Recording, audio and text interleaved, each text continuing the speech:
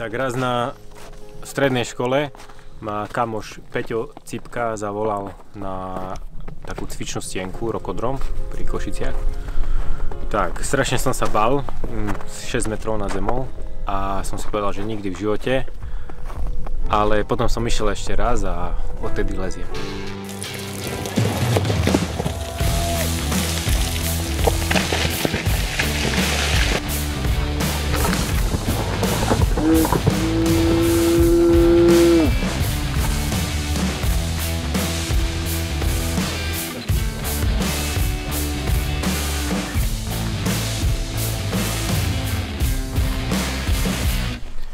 Tak som Martin Varga, vyrábam Marva tyčinky a ideme sa previesť na Kojšovku, to je kopec blízko Košic.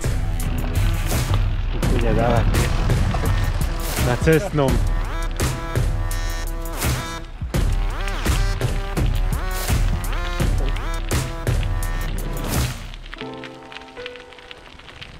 Jedol som dosť veľa keksíkov a na výletoch do hôr a som si z toho pokazil žalúdok, lebo som jedol príliš veľa. Tak som si začal piecť vlastné tyčinky doma v kuchyni z vločiek a z orechov. No a ponúkal som aj kamošom, no a tak im zachutili, že zrazu jeden pýtal, druhý, že aj mne na peč plech, aj mne. No a postupne to pribudalo, tak zrazu trebalo viacej piec, ako chodiť do kopcov.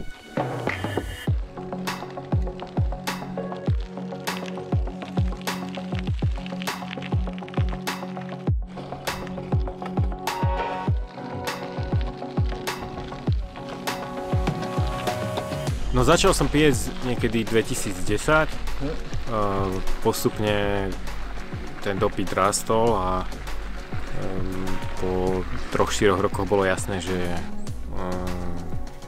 to v kuchyni nebude stačiť, tak som si založil firmu, začal som vybávať papiere, na to postupne prerábal som priestory a až do 2015 mi to trvalo to dokončiť a dať schváliť výrobnú prevádzku. No začali sme úplne ručne, valček a valcovali sme do plechu cesto a to sme chladili a dal som si vyrobiť z nerezu také pravítka. Pravítko som utlačil do cesta, ktoré narobilo čiarky a podľa tých čiarok som takto ručne krájal. Som sa z toho smial, že som natočil zrýchlené video a že toto je náš stroj na krájanie. No ale keďže ten objem rástol, tak som postupne navrhol a vyrobil najprv rezačku, aby sme nemuseli ručne krájať, potom lis na tyčinky hydraulicky, aby sme nemuseli lisovať a teraz posledné sme kúpili horizontálnu baličku a výstup z baličky je automatická váha, ktorá triedi tyčinky podľa hmotnosti.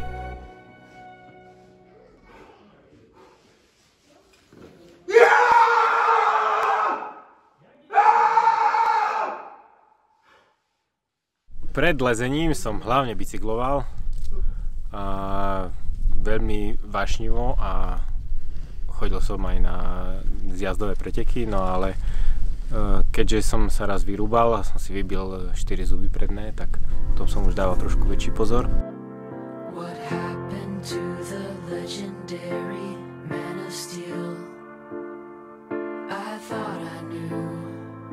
Trénujem na skalách, v Tatrách leziem, rád chodím do Dolomitov a v Alpách bol som 4-krát na Mont Blancu.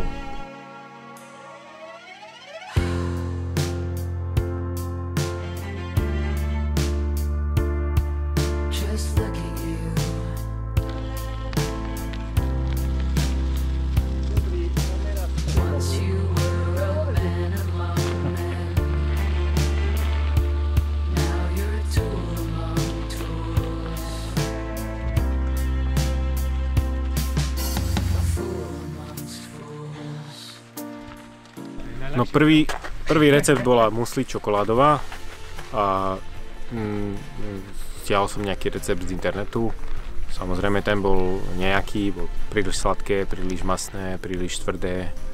No a potom som si z toho vypočítal výživové údaje a tie som prispôsobil potrebám, aké sú zdraví prospešné, aby to nebolo príliš veľa sacharidov rýchlych, ale skôr tie, čo sa postupne štiepia. No a postupne som to ladil, až nejaká 150 bola dobrá. A vlastne keď už bola odladená prvá, tak vymyslieť ďalšiu s inou príchuťou už je jednoduchšie.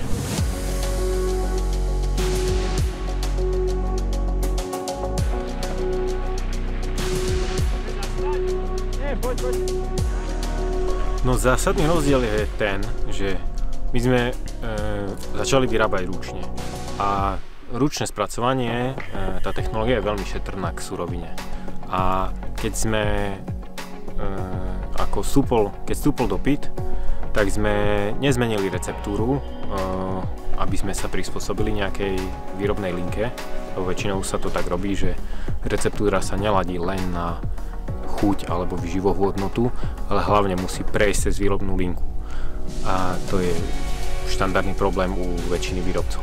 Ale ja som postupne vyrábal jednoúčelové zariadenia, ktoré len uľahčovali najťažšie procesy výroby a tá výroba v podstate, aj keď je už čiastočne mechanizovaná, tak je stále šetrná k surovine a tie orechy sa tam nelisujú, neuvoľňuje sa z nich olej, nedrvia sa, ale máme v tej tyčinke veľké kúsky a to je vlastne zásadný rozdiel oproti konkurencii.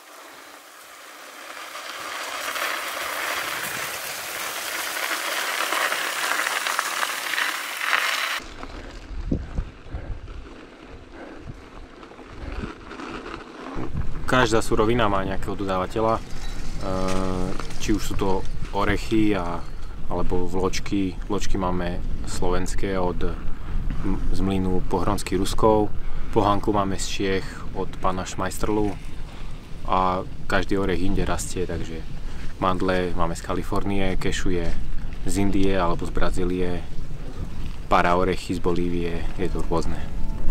Vanilka z Madagaskaru. 1700 € kilo.